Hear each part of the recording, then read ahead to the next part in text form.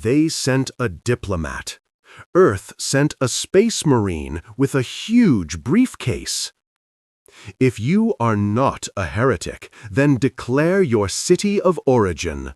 Leave a comment, a like, and subscribe to the Emperor's Glory.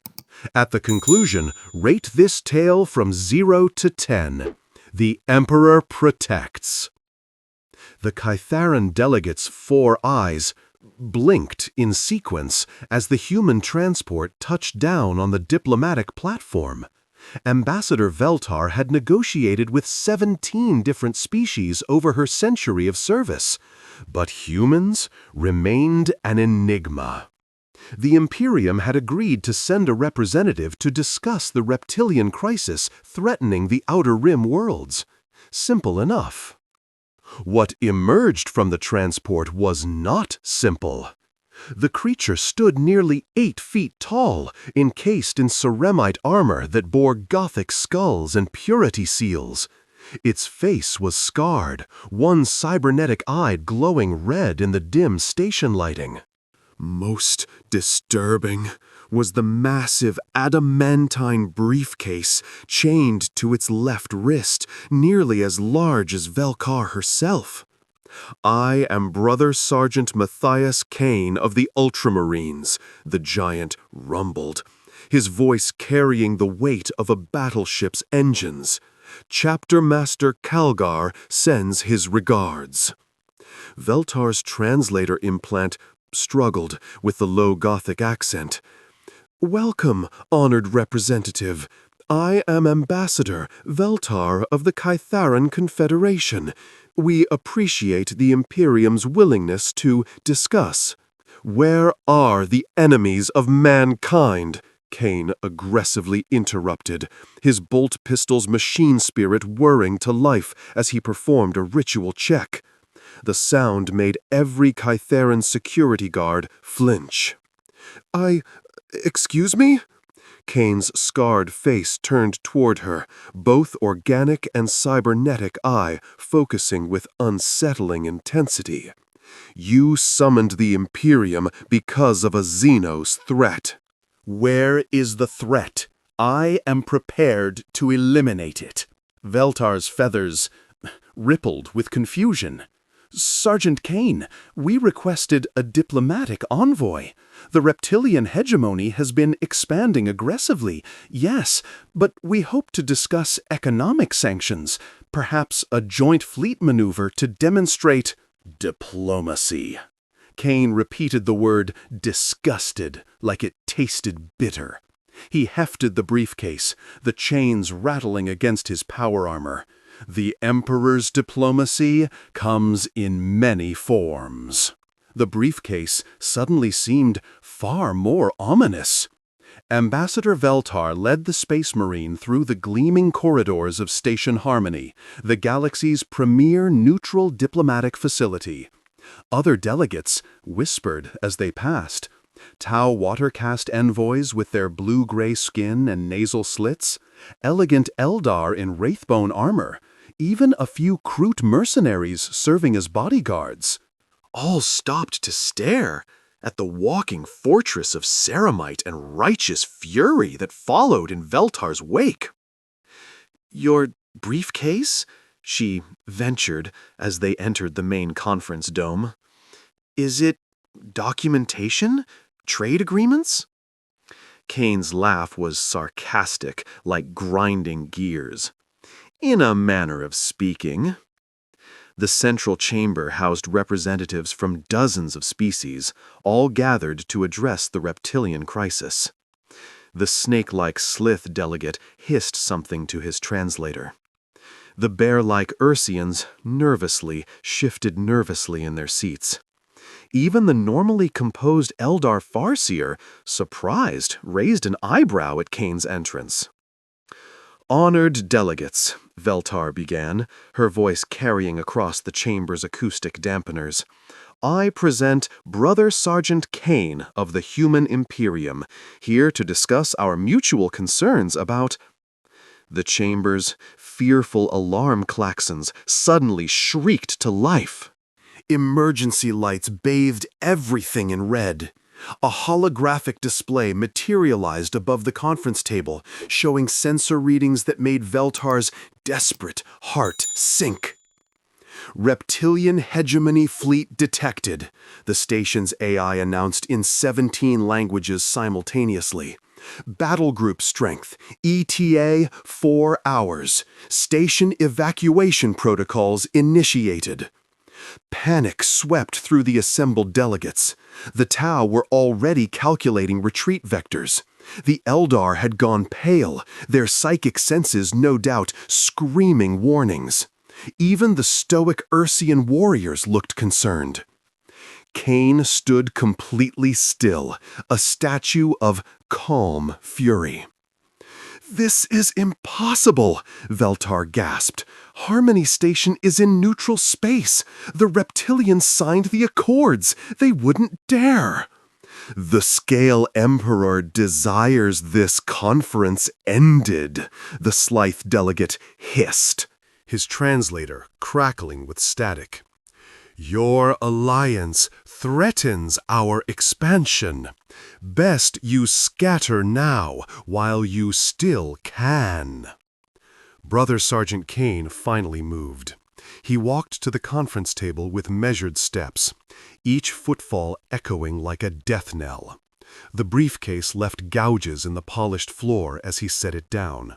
"Did you just threaten Imperial citizens?" he asked conversationally. The Slith's forked tongue flicked out nervously. "Merely a diplomatic warning. The hegemony has claims in this sector." Kane nodded thoughtfully. "I see." He looked around the chamber at all the assembled delegates. "How many of your species have these reptilians enslaved? How many colonies burned?" Murmurs rippled through the crowd. The Kytheran delegation exchanged meaningful glances. 3 worlds lost in the past year. The Ursians angrily growled low in their throats. Entire clans destroyed. Even some of the Tau looked uncomfortable. "The scaly ones came to our worlds, speaking of trade," rumbled Torkak, the massive Ursian war chief. "They left with our cubs in chains." Kane's human features remained expressionless, but something angry and terrible gathered in his eyes. "Slavers," he said quietly. "The Emperor's mercy does not extend to slavers." He began unlocking the briefcase. The first lock disengaged with a mysterious hiss of escaping atmosphere. Frost formed around the clasps. The second lock required a blood sample. Kane pricked his finger on the gene reader without hesitation. The third lock responded to his voice.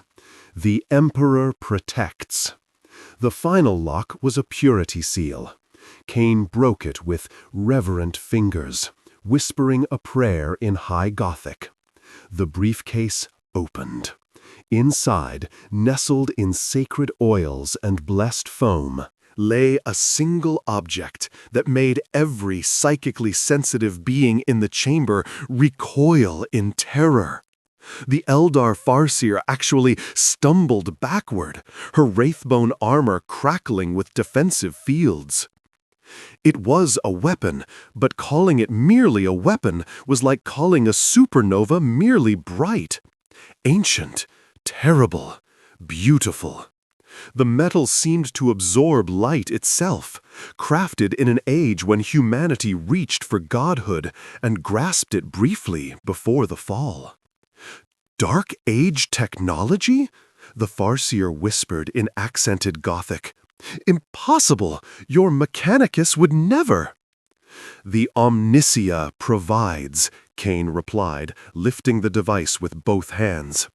It was roughly the size of a lasgun, but the resemblance ended there. Geometric patterns covered its surface, and the barrel terminated in what looked like a miniature warp core contained within crystalline matrices. "When the threat is great enough." Veltar's translator was smoking, overwhelmed by the cascade of electromagnetic interference radiating from the weapon. What does it do? Kane's smile was not entirely human. It removes problems. The station shuddered as the reptilian fleet dropped out of warp. Through the transparent aluminum dome overhead, the delegates could see the sleek, predatory silhouettes of hegemony dreadnoughts. Weapons charged, launch bays opened to disgorge attack craft. "Station Harmony," came a sibilant voice over the communication arrays. "This is Fleet Commander Sthok of the Reptilian Hegemony. You will surrender all personnel for processing. Resistance is futile." Kane checked his chronometer. "Right on schedule." "Schedule?" Veltar squeaked. "Did you think the Imperium would send me here without intelligence? We've been tracking this fleet for weeks. Every species in this chamber has been marked for processing by the reptilians. They planned to end your little alliance before it could threaten their expansion." The Space Marine hefted his archaeotech weapon and began walking toward the chamber's main viewport. His voice carried clearly in the sudden silence. "I am Brother Sergeant Matthias Kane of the Ultramarines chapter. I carry the Emperor's will and the Omnissiah's blessing.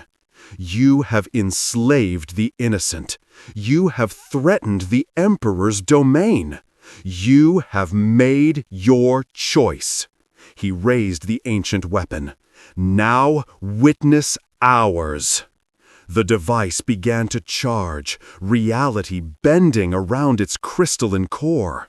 The sound it made defied description, like the screaming of angels and the dying of stars. Outside, the reptilian fleet commander was still transmitting surrender demands when the first shot fired. What happened next would be spoken of in whispers across 100 worlds. The beam that erupted from Kane's weapon didn't simply destroy the lead dreadnought. It erased it from existence, leaving not even debris behind.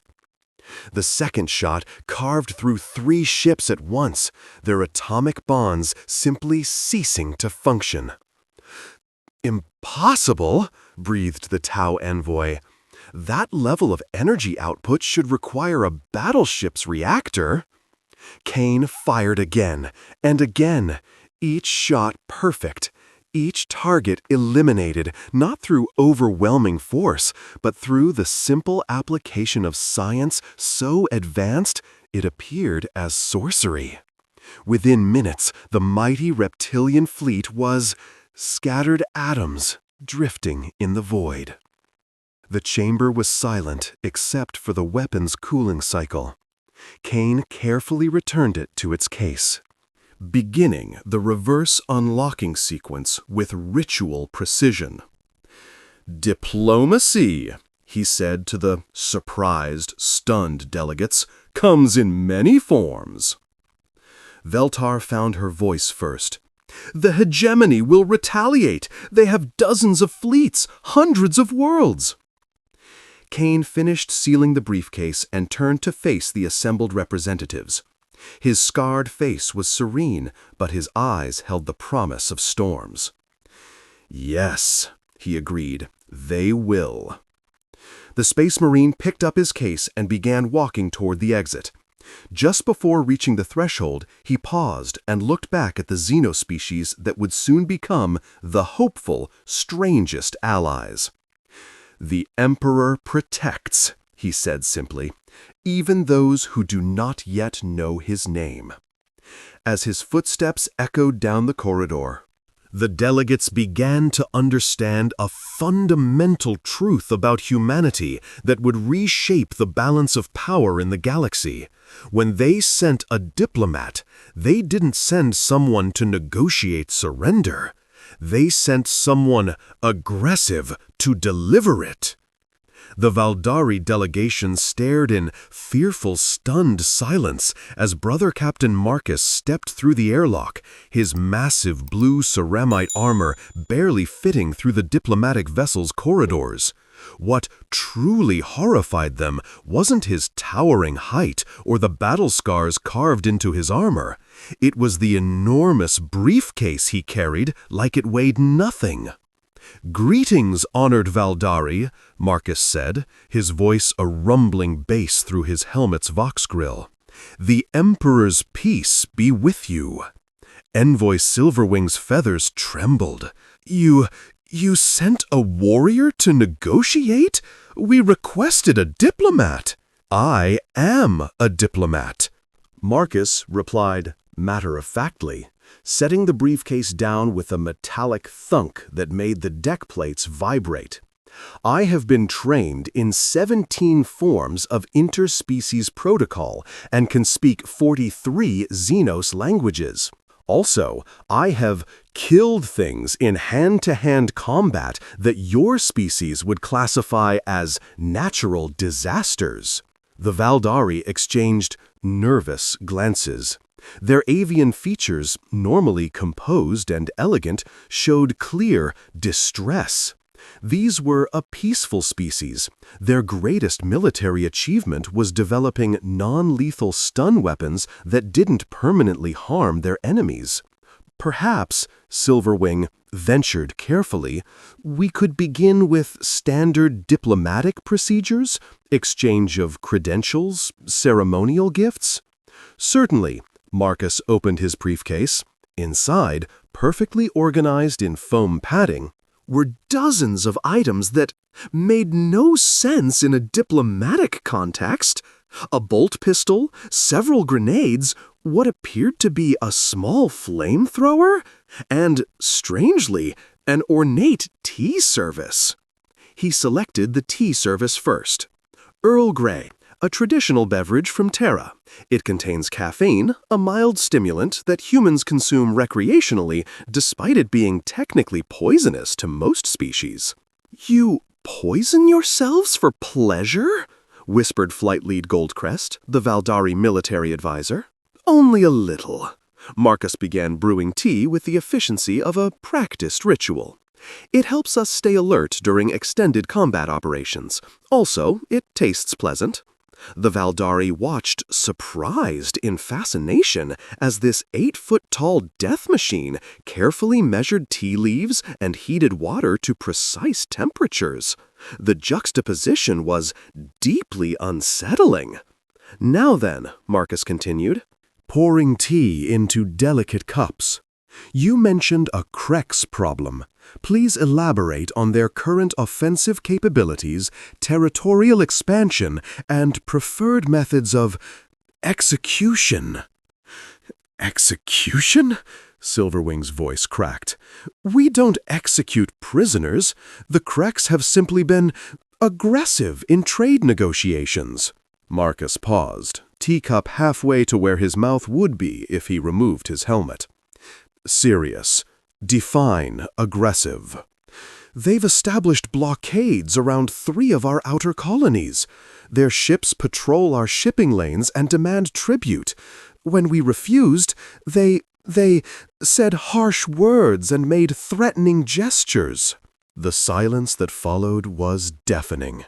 Even through his helmet, the Valdari could sense Marcus's confusion.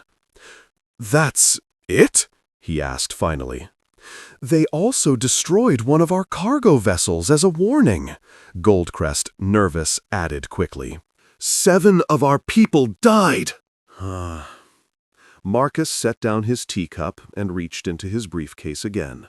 This time he pulled out a data slate.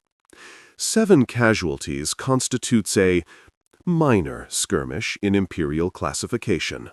Last week, my squad eliminated a Chaos cultist uprising that killed 12,000 civilians. We considered it a quiet day. The Valdari, fearful, went pale, or as pale as creatures with golden feathers could manage. "You're not taking this seriously," Silverwing protested. "The Krex are threatening our entire civilization." "On the contrary," Marcus replied, selecting what appeared to be an ammunition clip from his briefcase and examining it thoughtfully. I am taking this very seriously indeed. The Kreks have committed acts of piracy, murder, and extortion against a peaceful species. In Imperial law, this warrants immediate and overwhelming retaliation. He looked up at them, his helmet's red lenses gleaming. The question is not whether to stop them, but how quickly we can accomplish total victory with minimal collateral damage to your people.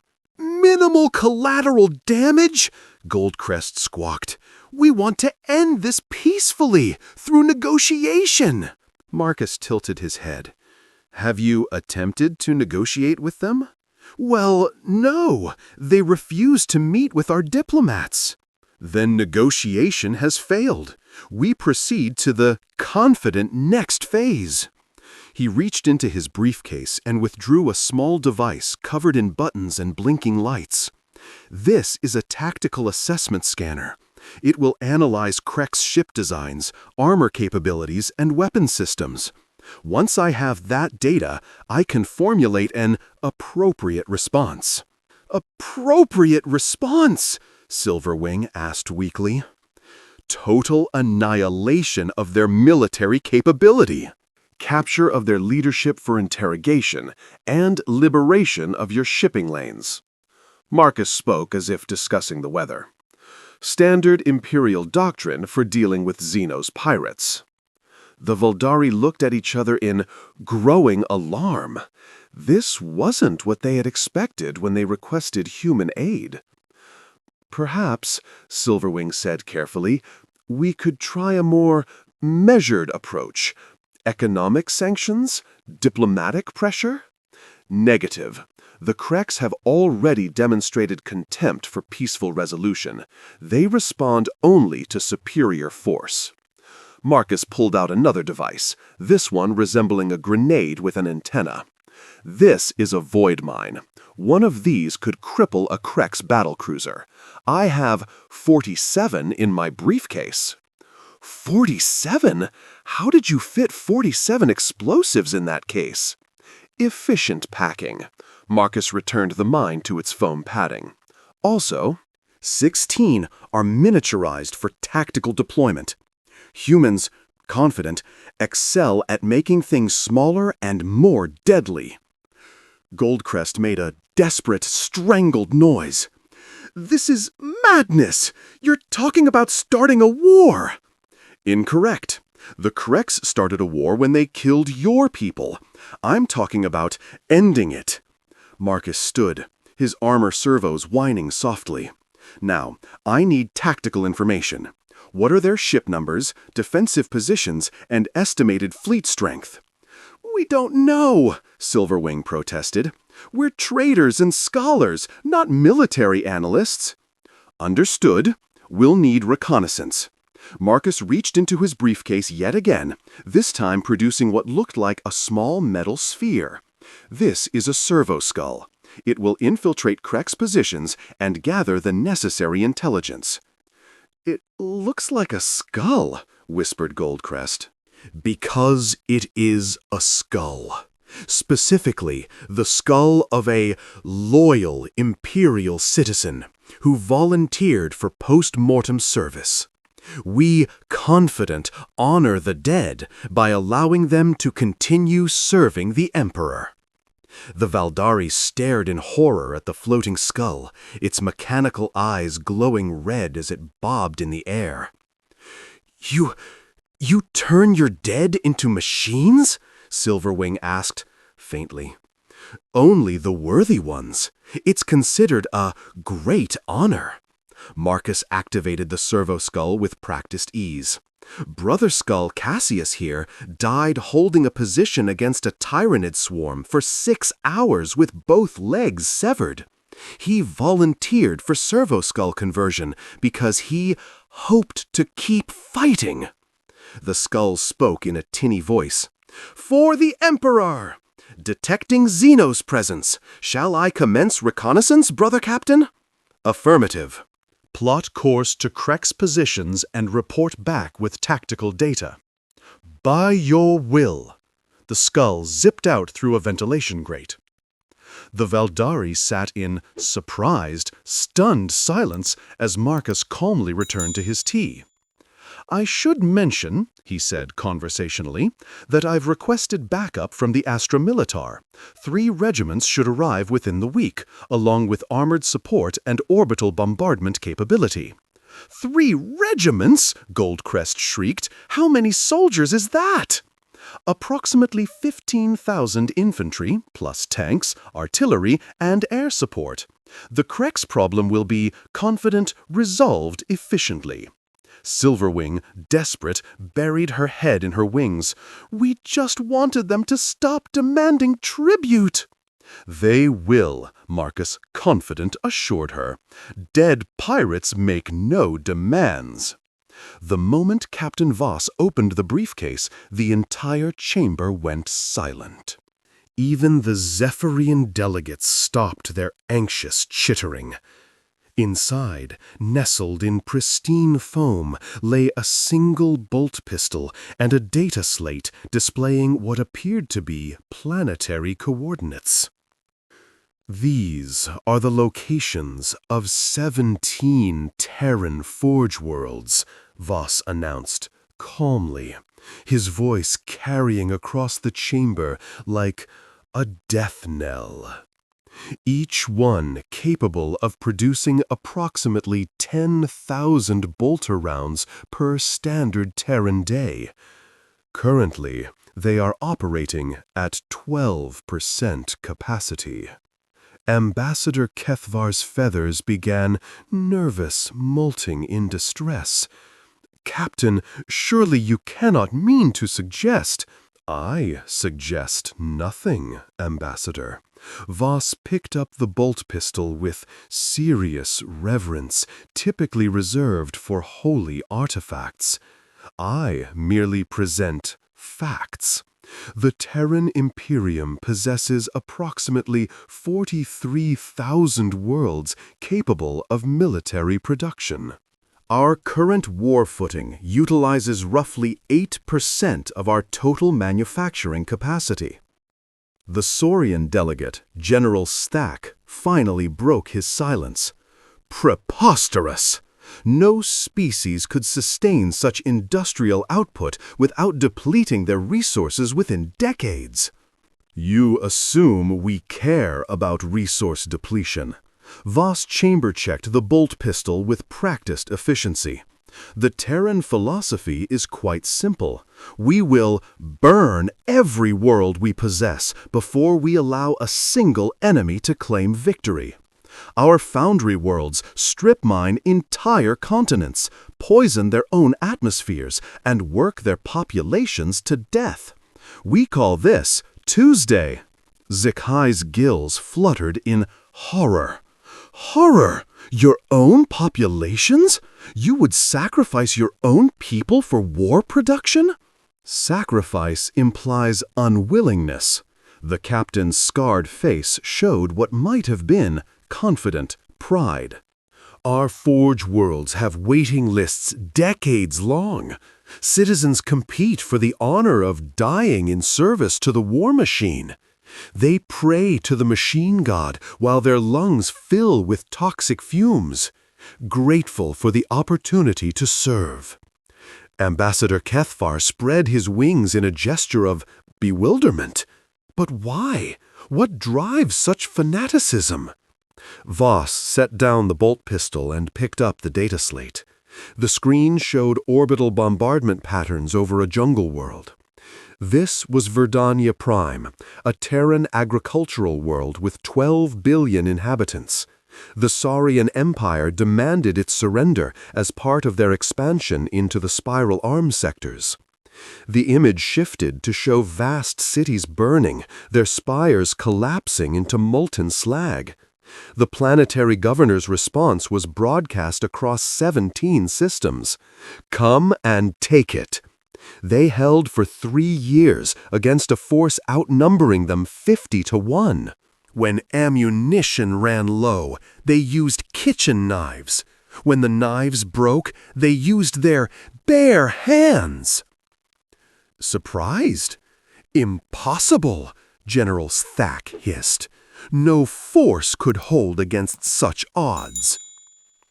The final transmission from Verdania came from a 12-year-old in the governor's bunker, Voss continued, ignoring the interruption. She was reading the names of the dead over the Vox while Saurian shock troops battered down the blast doors. Her last words were, "The Emperor protects." When your forces finally took the bunker, they found her body covering the planetary communication array, still functional after a direct plasma strike. The chamber had grown deathly quiet. Even the atmospheric processors seemed to hum more softly. "Your records lie!" Voss touched the data slate screen, bringing up casualty reports. Battle Fleet Nemesis consisted of 12 vessels, 4 of them so damaged they should not have been warp-capable. They engaged a full battle group of 87 Saurian ships. When the firing stopped, 74 Saurian vessels were destroyed or disabled. The Terran fleet lost 11 ships. The numbers were staggering. Kethvar did rapid calculations in his head and came to an impossible conclusion. Those kill ratios, they cannot be accurate. Terran naval doctrine is quite simple, Voss explained. When outgunned, close to point-blank range. When outnumbered, ram the largest enemy vessel. When all seems lost, overload the reactor and take as many enemies as possible with you. We do not retreat. We do not surrender. We win or we die trying. Zikhai's translator struggled with several concepts before managing. Surprised, your species appears to possess a collective death wish. Death wish implies we want to die. We simply refuse to accept defeat as an option. The captain's tone remained conversational, as if discussing weather patterns. When Verdania fell, every Terran citizen knew the story within standard days. Children learn the girl's name in primary education. Planetary governors compete to see who can hold longest against impossible odds. We turned martyrdom into a competitive sport. Ambassador Kethvar felt his wings droop involuntarily. This was not negotiation. It was education in the futility of opposing humanity. Captain, surely your people must understand that such tactics are ultimately unsustainable. No empire can function on perpetual warfare. You misunderstand the fundamental nature of the Terran Imperium, Voss replied, closing the data slate. We are not an empire. We are a serious war machine with civilian components. Every aspect of human society serves the singular purpose of producing more efficient methods of killing our enemies. But what happens when you run out of enemies? Zikhai asked the question that had been troubling all the delegates. Voss smiled, and for the first time his expression held genuine warmth. We find new ones. The galaxy is vast and full of species who mistake our restraint for weakness. Like the devourer swarms massing beyond the Veil Nebula. Every delegate in the chamber froze. The Veil Nebula was 3 sectors away from the nearest inhabited system. Intelligence reports suggested nothing more than sensor ghosts and cosmic radiation. General Suthak's membrane went completely translucent. You have detected movement in the Veil? Detected? Voss laughed, the sound echoing off the chamber walls like bolter fire. Captain, we have been monitoring the Devourer fleet buildup for 6 standard months. Approximately 14 billion bioships, growing at a rate of 12% per standard day. They will reach the outer worlds within 2 years. The revelation fit the assembly like a plasma grenade. The Veil Nebula bordered territory belonging to all 4 major species. If the Devourers were real, if they were coming. "Why have you not shared this intelligence?" Kethvar demanded, his diplomatic composure finally cracking. "Such a threat concerns all civilized species." "Because," Voss said quietly, "we, Sirius, wanted to see what you would do when faced with extinction. Now we know." The briefcase contained more datapads. Voss began distributing them to each delegation, his movements precise and economical. Saurian response: increased military spending, territorial expansion to secure resource worlds, negotiation with minor species for defense pacts. Zephyrian response: diplomatic outreach, attempt to establish communication protocols with Devourer scouts, economic incentives for peaceful resolution. He handed the final datapad to Zikhai. Aquatic collective response: retreat to deep space installations, preparation for long-term siege warfare, abandonment of surface colonies deemed indefensible. Each delegate stared at their species analysis with fearful, growing horror. The Terrans had been watching, evaluating, preparing. "You have been testing us?" General Sverthak realized. "This entire diplomatic summit, your apparent willingness to negotiate, all of it was examination." "Not testing," Voss corrected. "Categorizing. We needed to understand what kind of allies you might become, if any. The results are disappointing." "Disappointing?" Kethvar's voice rose an octave. "Our responses show wisdom, caution, proper strategic thinking." "Your responses show why you will all be consumed within 18 standard months." The captain's scarred face showed no emotion. "The Saurians believe they can fight a conventional war against a species that treats its own soldiers as ammunition. The Zephyrians think they can negotiate with creatures that view all non-devourer life as food. The Aquatic Collective assumes they can hide from an enemy that hunts by consuming entire biospheres." The briefcase held one final item. Voss withdrew what appeared to be a standard communication device, its surface marked with the 2-headed eagle of the Terran Imperium. However, the Imperium believes in the fundamental worth of all human allies, regardless of species. He placed the device on the conference table with ceremonial precision. "This is a direct communication link to Terra Command. Activation will immediately place your systems under Terran protection protocols." "What does that mean exactly?" Zikhai asked, though something in her posture suggested she already knew. "It means," Voss said, his voice carrying the weight of absolute certainty, "that any attack on your worlds will be considered an attack on the Terran Imperium. Our response will be total, immediate, and final. We will not negotiate. We will not retreat. We will not show mercy. We will simply arrive and begin killing everything that threatens our allies until nothing remains capable of posing a threat." The chamber fell silent again, but this time the silence carried a different quality.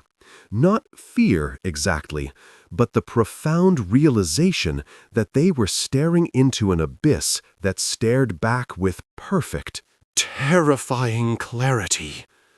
General Sthak was the first to speak. "And if we refuse your protection?" "Then you face the Devourers alone, and we will have one less distraction when they inevitably reach Terran space." Voss began packing the briefcase with the same methodical precision he had used to empty it. "Make no mistake, delegates. We will, confident, survive the coming storm. The question is whether your species will survive it with us, or become another resource consumed by our enemies. The communication device sat in the center of the table like an quantum bomb, its implications radiating outward through every possible future. 3 words were etched into its surface in High Gothic: "The Emperor protects." Outside the chamber windows, stars wheeled in their courses, indifferent to the choices being made in their shadow. But somewhere beyond the Veil Nebula, something vast and hungry was stirring, and the galaxy would, fearful, be the same. The massive briefcase hit the conference table with a thunderous clang that made every alien present flinch. Brother Captain Marcus stood at attention, his power armor still steaming from the orbital drop, while Ambassador Thelsari desperately tried to salvage what remained of 3 days of careful negotiations. "Perhaps we should take a recess," the ambassador nervously suggested weakly, watching the Keth delegation's feathers fearful bristle in alarm at the Space Marine's imposing presence. "Negative," Marcus replied, his vox grill making his voice sound like grinding stone. "The Emperor's justice does not recess." High Counselor Varex of the Keth leaned forward, his avian features sharp with curiosity. "What is the purpose of this interruption?" "We were discussing trade agreements for dilithium crystals." Marcus's helmet turned toward the briefcase, servo motors whirring softly. "The contents of this case will determine whether such agreements are necessary." The other delegates exchanged worried glances. The reptilian Saurax representative, General Kress, hissed softly. "Typical human theatrics. Your diplomacy lacks subtlety." "Diplomacy?" Marcus's laugh was like grinding metal. "This is not diplomacy." Ambassador Thelsari's face went pale. "Brother Captain, please remember our agreements with—" "The Keth Republic has been harboring chaos cultists," Marcus stated flatly, cutting her off. The briefcase's locks began disengaging with mechanical precision. Evidence obtained during the purging of Nexus Prime confirms it. Absolute silence fell over the chamber. High Counselor Varric's feathers went completely flat. That is a grave accusation, human." "It is not an accusation," Marcus replied, lifting the briefcase's lid. "It is a fact." Inside the case, nestled in protective foam, lay a collection of items that made every alien present fearful recoil in horror. Twisted symbols carved from bone, data slates covered in heretical script, and most damning of all, a communication device still blinking with an active signal. "We intercepted this device 3 days ago," Marcus continued, his gauntleted fingers carefully extracting the communicator. "The frequency matches transmissions we detected coming from this very station." General Kress rose from his chair, scales rattling with agitation. "This proves nothing! Anyone could plant such devices!" Marcus turned the full weight of his gaze on the Saurax general. Through his helmet's auto senses, he could see the reptilian's elevated heart rate, the subtle chemical markers of deception in his scent. "General Kress, you are correct. Anyone could plant such devices." He paused, letting the silence stretch. "Anyone working with the cultists." The accusation, fearful, hit like a thunderbolt. Ambassador Thelsari gasped, while the other delegates began backing away from the Saurax general. Preposterous! Cress snarled, but his tail was already twitching in the species-specific tell that Marcus's briefings had warned him about. I have served my people faithfully for 3 centuries. 3 centuries, Marcus repeated, activating the communicator. Static filled the air, then cleared into the unmysterious sound of chanting in the dark tongue. Long enough to be contacted by those who whisper promises of power from beyond the veil. High Counselor Varix was now openly staring at Cress. General, is this true? They offered us victory over our ancient enemies! Cress suddenly exploded, his desperate composure finally cracking. The Tau Empire has pushed us back for decades.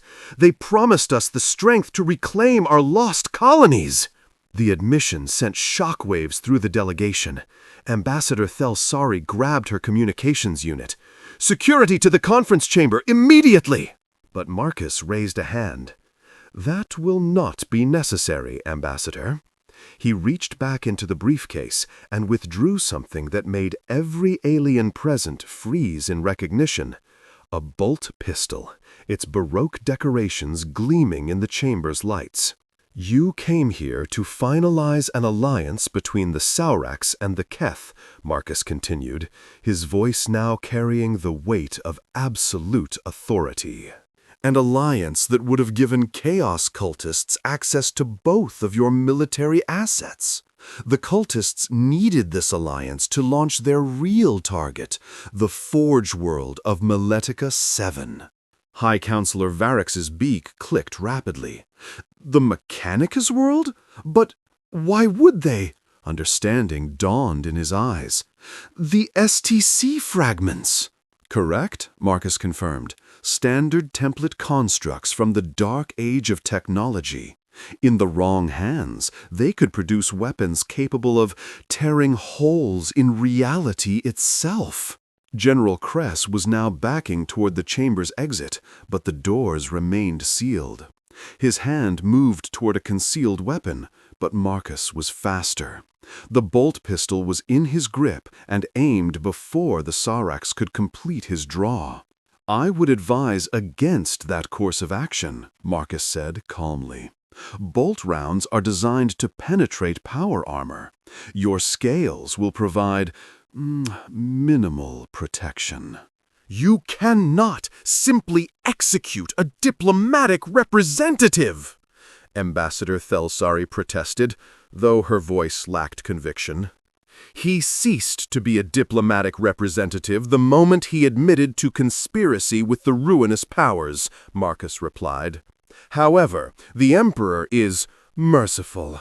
General Cress, you have hopeful, 1 chance to provide complete intelligence on the cult's operations. Locations, numbers, planned strike dates, everything. Cress's reptilian features contorted with rage and fear. "And if I refuse?" Marcus's helmet tilted slightly. "Then I will demonstrate why the Adeptus Astartes do not require diplomatic immunity to complete our missions." The Saurax general's resistance crumbled entirely. "There are 17 cells across 5 systems," he began, his voice barely above a whisper. "The primary staging ground is the asteroid mining station Erebus 7. They have converted a civilian transport into a strike cruiser using stolen Imperial technology."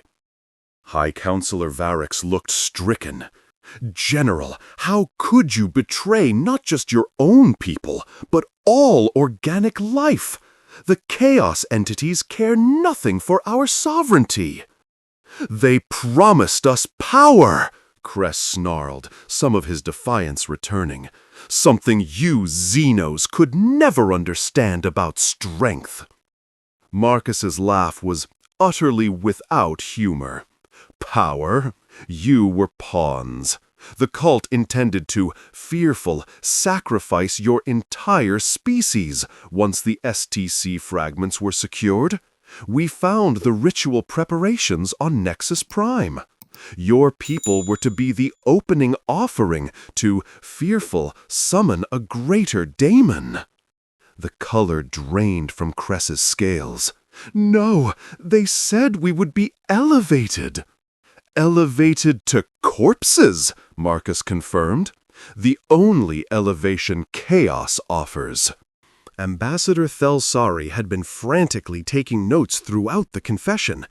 Brother Captain, with this intelligence, we can coordinate a joint task force to eliminate the cult cells before. Negative, Marcus interrupted. The Imperial Navy is already moving to intercept. Strike Force Retribution launched from Battlefleet Gothic the moment we confirmed the cult's location. He checked his wrist-mounted chronometer. Bombardment begins in approximately 12 minutes. High Counselor Varrix's feathers ruffled. 12 minutes? That hardly seems sufficient time to— There are no civilians on Erebus 7, Marcus cut him off. Augur scans confirmed complete corruption. The entire station population has been turned to the cult. He paused, letting the implications sink in. This is why humanity does not negotiate with those who traffic with chaos. There is no middle ground, no compromise, only complete eradication. General Cress suddenly lunged forward with a concealed blade, desperate and crazed. Marcus didn't even move his feet. His free hand caught the Sorax's wrist with a servo-assisted grip that shattered bone, while the bolt pistol remained steady in his other hand. Predictable, Marcus observed as Cress collapsed, writhing in pain. Chaos, corruption, always leads to irrational desperation. He activated his Voxuit. Strike Cruiser Hammer of Faith, this is Brother Captain Marcus. Mission accomplished. One cultist in custody, intelligence gathered, immediate threat neutralized. The response crackled through with typical Imperial Navy confidence. Acknowledged, Brother Captain. Erebus 7 has been reduced to constituent atoms. No survivors detected. The Emperor's will be done. The Emperor protects, Marcus replied, finally lowering his bolt pistol. High Counselor Varrix stared at the broken general, then at Marcus. You knew all of this before you arrived? This entire meeting was a trap! Correct, Marcus confirmed, though I must point out that trap implies deception. We were completely honest about our intentions. We came to eliminate a chaos cult. We have, confident, succeeded. Ambassador Thelsari was shaking her head in amazement. 3 days of careful diplomacy, and you resolved everything in 15 minutes with a briefcase full of evidence. Not evidence, Marcus corrected, beginning to pack his equipment back into the case. Proof. Evidence suggests, proof confirms. He locked the case with mechanical precision. The difference is important in imperial justice. High Counselor Varrix approached cautiously. What happens now? The alliance we were negotiating is no longer necessary, Marcus replied. The Keth Republic is free to continue its sovereign operations without Sorax interference. As for the remaining Sorax loyalists, he looked down at the unconscious General Cress. They will need new leadership not compromised by chaos. And if we encounter similar threats in the future? Varrix asked. Marcus's helmet turned toward him, and though his face was invisible behind the ceramite faceplate, somehow his approval was clear. Then you contact the Imperium immediately. Chaos corruption spreads like a virus. Early intervention saves lives. Ambassador Thelsari gathered her scattered papers. Brother Captain, I have to ask, how did you know to bring exactly the right evidence? How did you know General Kress was compromised? Marcus hefted the briefcase, servo motors adjusting to its weight. The Inquisition has been tracking this particular cult for 6 months. When we learned of these negotiations, it became obvious that someone in the Sorax delegation was compromised. General Kress's service record showed 3 unexplained disappearances from duty stations, all near systems where we later detected cult activity. 3 disappearances? Varix looked confused. But his official records show no absences. Official records can be altered, Marcus replied. Imperial intelligence cross-references 17 different data sources. Chaos cultists are methodical, but they cannot hide from the Emperor's light forever. High Counselor Varix extended a formal bow. Brother Captain, the Keth Republic owes the Imperium a considerable debt. The Emperor asks for no payment except vigilance, Marcus replied. Watch for the signs of corruption. Report unusual disappearances. Trust your instincts when something feels wrong. He turned toward the chamber exit. Chaos preys on the isolated and desperate. Maintain contact with your allies.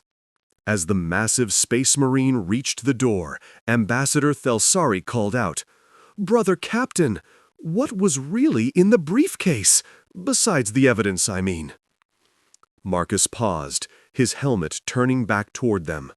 For the first time, there was something almost like humor in his voice. "Backup plans, Ambassador. The Imperium always has backup plans." The doors sealed behind him with a soft hiss, leaving the delegates alone with their thoughts and the unconscious traitor. High Counselor Varix looked at the ambassador. Is it always like this with humans? This level of thoroughness? Ambassador Thelsari managed a weak smile. Brother Captain Marcus represents the Emperor's justice. When they send a Space Marine instead of a diplomat, she gestured at the unconscious Sorax general, they're not coming to negotiate. Outside the station, Strike Force Retribution was already conducting long-range auger sweeps, hunting for any remaining cult assets. The galaxy was a safer place, one briefcase at a time. In the grim darkness of the far future, there is only war. But sometimes war comes in an organized briefcase carried by 7 feet of genetically enhanced righteousness who knows exactly what he's looking for. The Emperor protects, especially when he sends a Space Marine with proper documentation.